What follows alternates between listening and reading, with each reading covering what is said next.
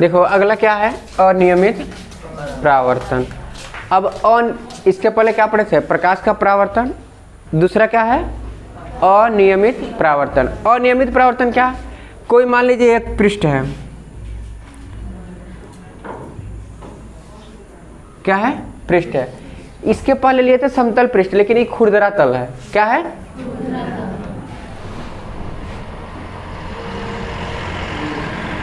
खुरदरा पृष्ठ,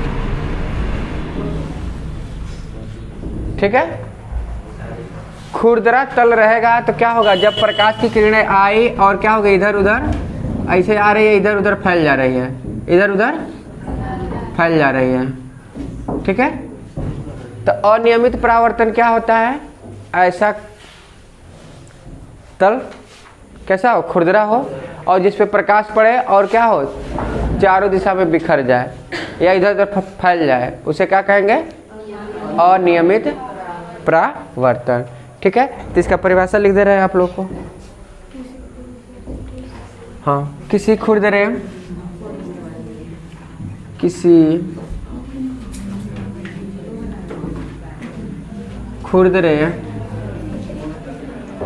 पृष्ठ से प्रकाश के चारों ओर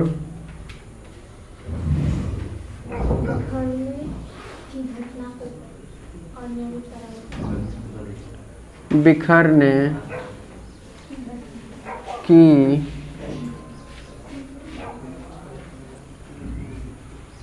घटना को प्रकाश का अनियमित परावर्तन कहते हैं, घटना को अनियमित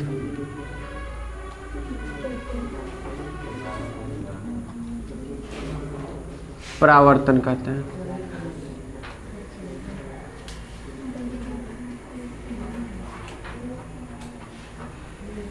ठीक।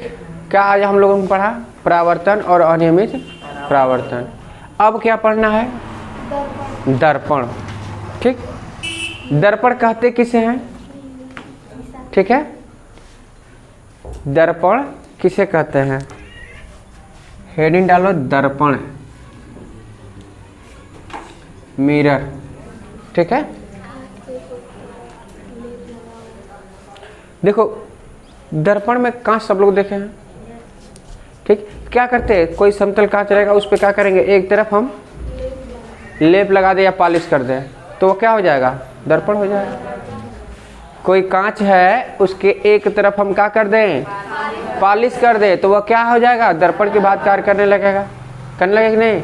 तो दर्पण किसे कहते हैं, यदि कोई कांच है उसके एक तरफ हम क्या कर दें, पॉलिश कर दें तो वह हमारा क्या हो जाता है, दर्पण हो जाता है। तो दर्पण की परिभाषा समझ में आया, ठीक है। तो दर्पण क्या लिख सकते हैं, कांच के एक तरफ लेप लगा हो, दूसरी तरफ क्या हो, चमकदार दिखता हो, तो उसे क्या कहते हैं, दर्पण कहते हैं, ठीक है। यह है हमारा दर्पण, और एक तरफ क्या कर दें हम, पॉलिश कर दें, क्या कर दिए, ये पॉलिश किए हैं,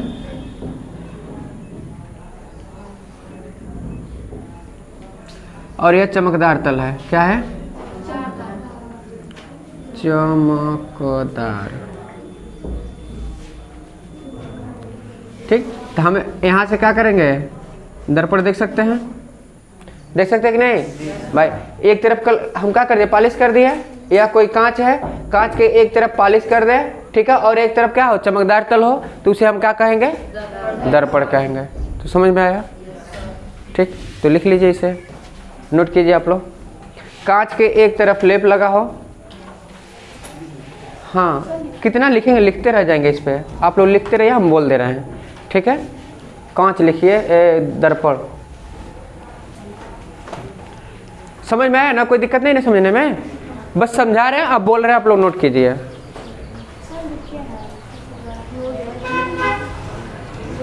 कांच की एक तरफ लेप लगा हो,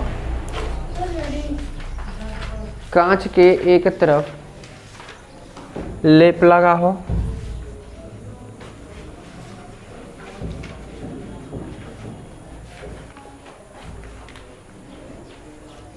एक तरफ लेप लगा हो, वह दूसरी तरफ चमकदार दिखता है, वह दूसरी तरफ चमकदार दिखता हो, उसे हम दर्पण कहते हैं।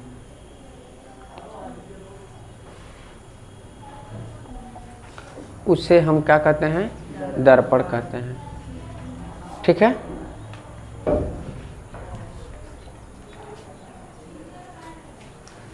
लिखो लाइन चेंज करके। दर्पण में मुख्य दो भाग होते हैं। दर्पण के मुख्य दो भाग होते हैं। पहला समतल दर्पण, दूसरा गोलीय दर्पण। पहला समतल दर्पण, दूसरा गोलीय दर्पण।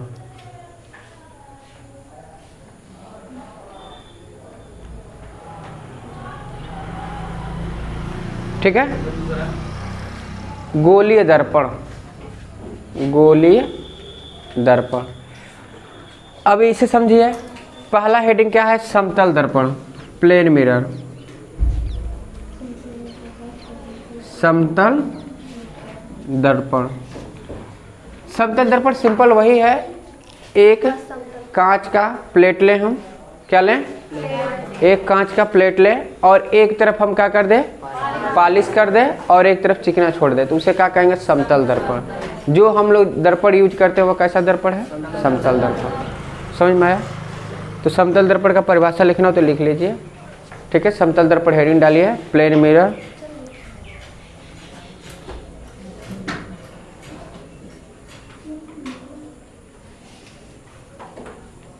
और इसमें नोट कीजिए, समतल दर्पण में एक कांच का समतल प्लेट लें, एक कांच का समतल प्लेट लें, एक कांच का समतल प्लेट लें,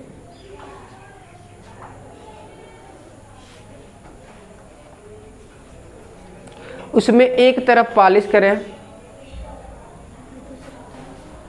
एक तरफ पॉलिश करें तथा दूसरी तरफ बिना पॉलिश का रहने दें, तथा दूसरी तरफ बिना पॉलिश का रहने दे, उसे हम समतल दर्पण कहते हैं। उसे हम समतल दर्पण कहते हैं।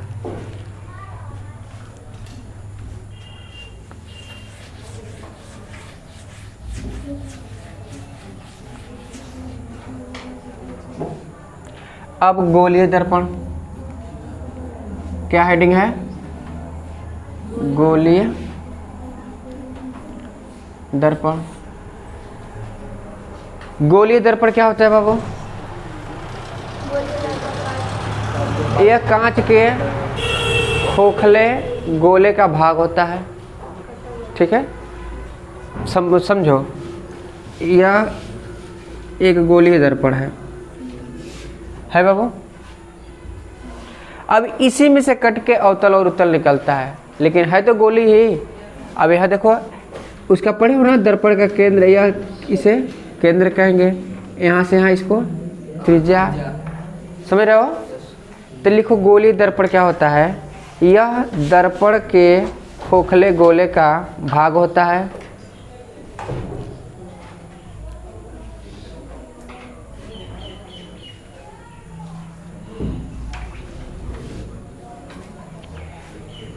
देखिए बाबू, ये क्या है? गोलीय दर्पण। यहाँ देखिए, एक गोलीय दर्पण हम बना रहे हैं, बनाएं। अब इसे काट लिए यहाँ से। सपोज कर लीजिए यहाँ से काट के हम निकालना है, तो यही निकला, यही कट के निकल रहा है। तो हम यह देख रहे हैं, मान लीजिए यहाँ कलाई हम कर दें या अंदर की तरफ, दोनों तरफ कर सकते हैं। ये बाद में बताएगा कौन सा दर्पण है, पहले गोलीय दर्पण समझिए। क्या होता है? गोलीय दर्पण होता है, एक उभरा हुआ तल है कि नहीं? एक कांच का गोलीय दर्पण है, इसमें काटा गया है और ये उभरे हुए भाग पर क्या कर दिया है? पॉलिश कर देते हैं। तो हमारा क्या हो जाता है? गोलीय दर्पण हो जाता है। समझ में आया? इसकी परिभाषा लिखेंगे तो क्या लिखेंगे, लिख लीजिए कि यह दर्पण कांच के खोखले गोले का भाग होता है। यह दर्पण कांच के खोखले गोले का भाग होता है जिसका एक तल उभरा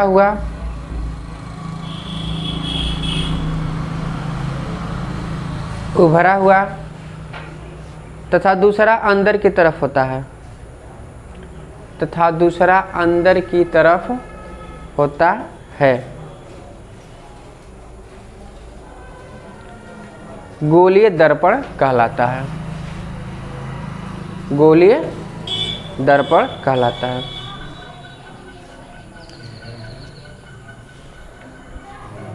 गोलीय दर्पण कहलाता है। अब देखिए गोलीय दर्पण आ गया। गोलीय दर्पण तो समझ में आ गया हमें क्या किसे कहते हैं। गोलीय दर्पण तो हम लोग पढ़ लिए हैं। अब गोलीय दर्पण के दो भाग हैं। कितने भाग हैं? एक अवतल दर्पण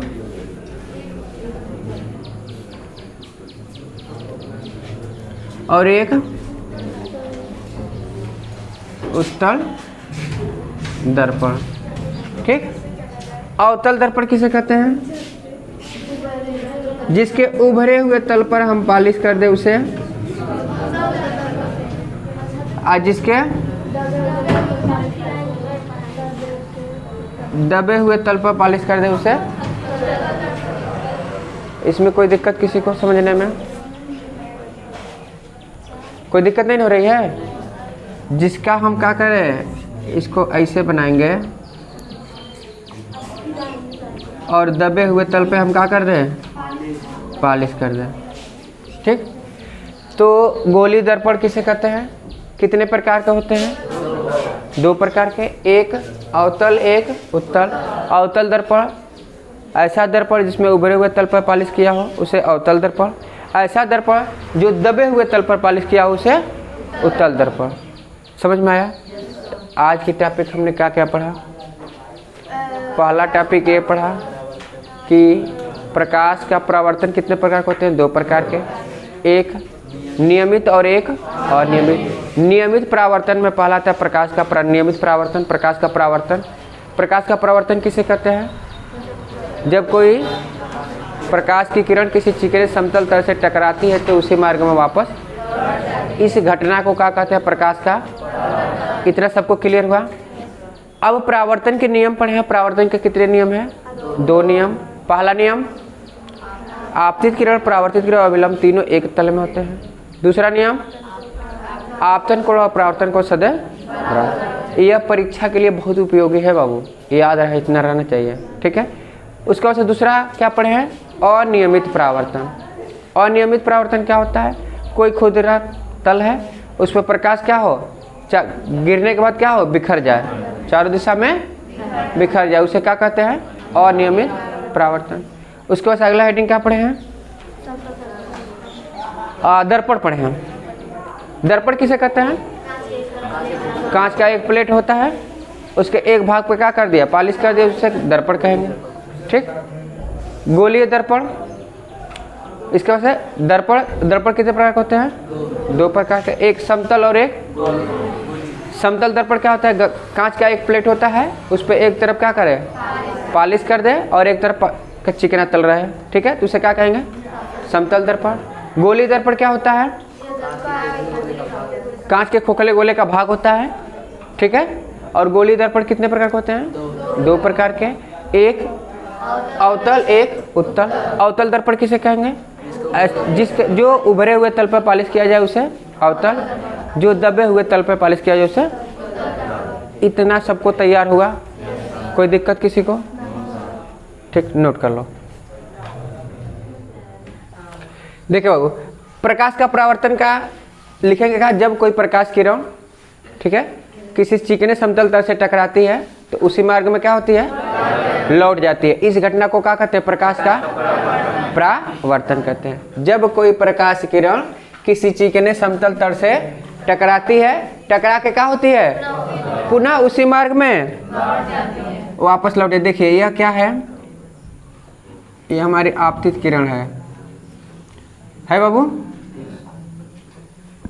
आई और चिकने शब्द टकरा के फिर क्या होगा, इसी मार्ग से यह आपतित किरण है और यह परावर्तित किरण है।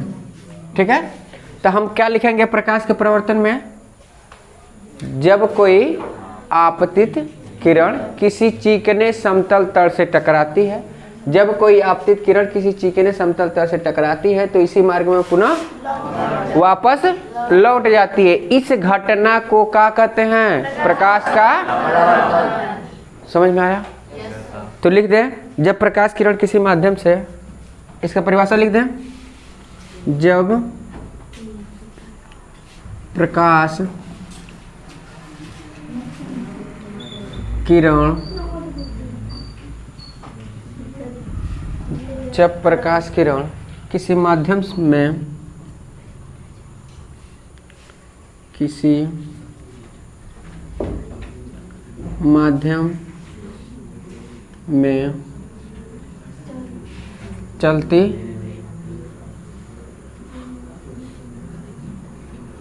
है, किसी माध्यम में चलती है, बोलता चलती हुई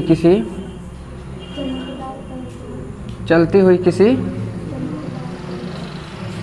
चमकदार तल, चमकदार तल पर आपतित होती है, आपतित होती है, तो वह तल,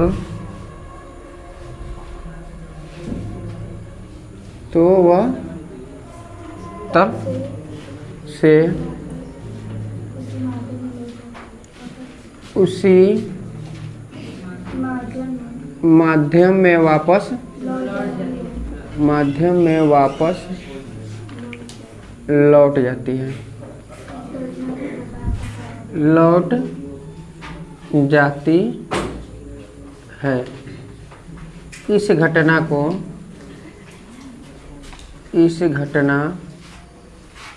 को प्रकाश का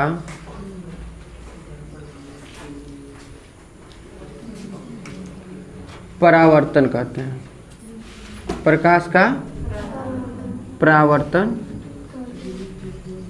कहते हैं।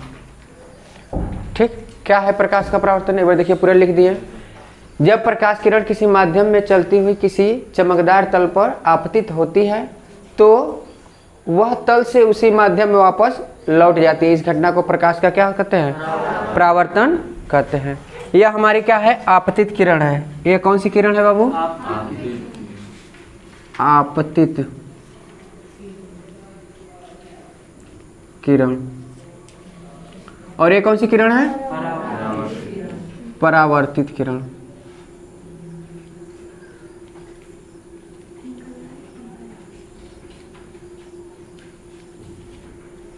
ठीक, अब परावर्तन का नियम है। परावर्तन का क्या है, नियम। परावर्तन का कुल 2 नियम है।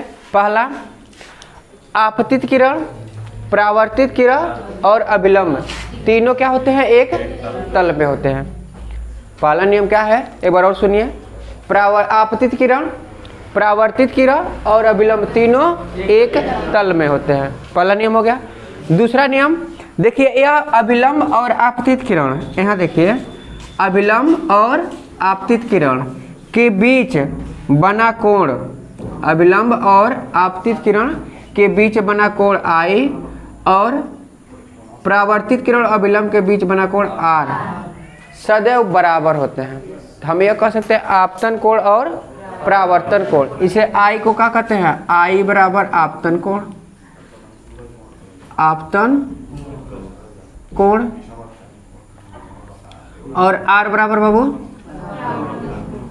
परावर्तन कोण। और यह होता है कोण I इजिकल टू कोण R। आपतन कोण परावर्तन कोण सदैव क्या होते हैं, बराबर होते हैं। तो एक बार पूरा समझिए, ध्यान से सुनिएगा।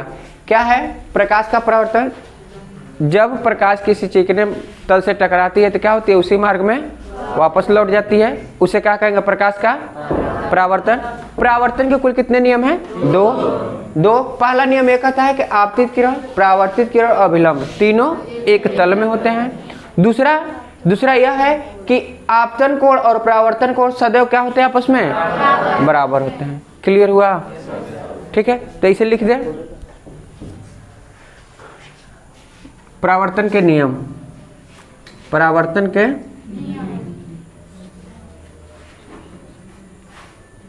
परावर्तन के दो नियम है, लिखिए, दो नियम है, ठीक है। पहला नियम क्या है बाबू, आपतित किरण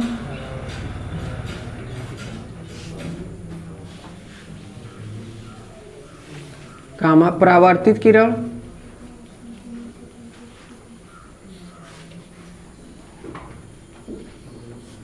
और अभिलंब तीनों एक, आपतित किरण, परावर्तित किरण और अभिलंब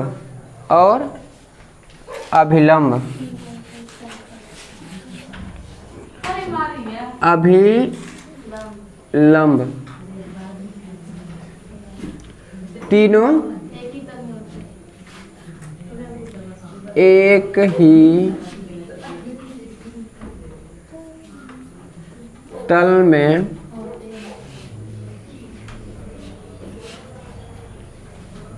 पहला नियम समझ में आया।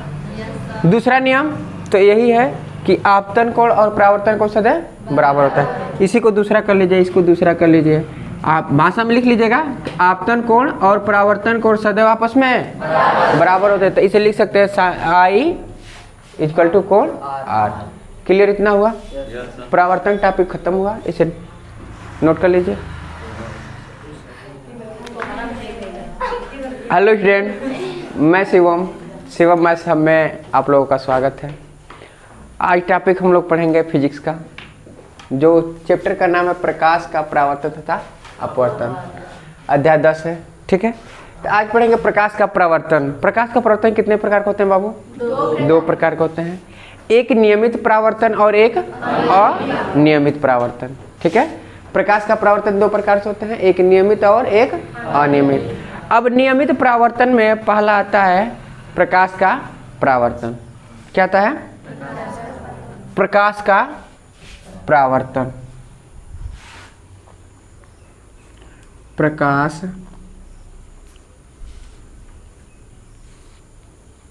का परावर्तन।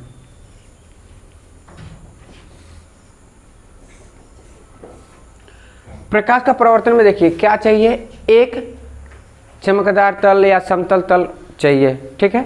तो यह हमारा यह तल हो गया,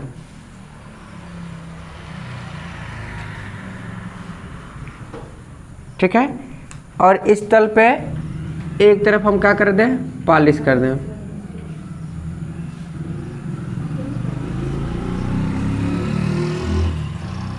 कर दिया बाबू। यह हमारा मध्यबिंदु अभिलंब है, ठीक है।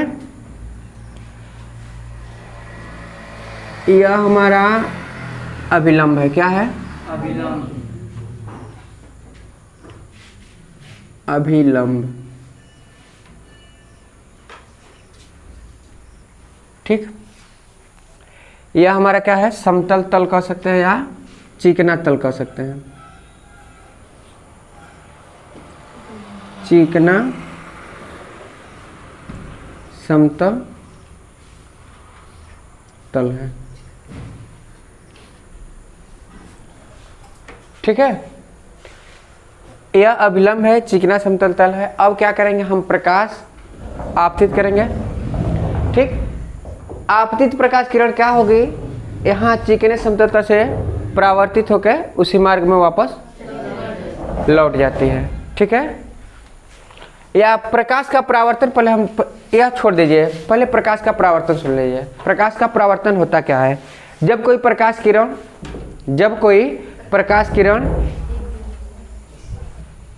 किसी माध्यम से चलती हुई, जब कोई मान लीजिए ये कोई माध्यम है, डिजिटल हमारा है,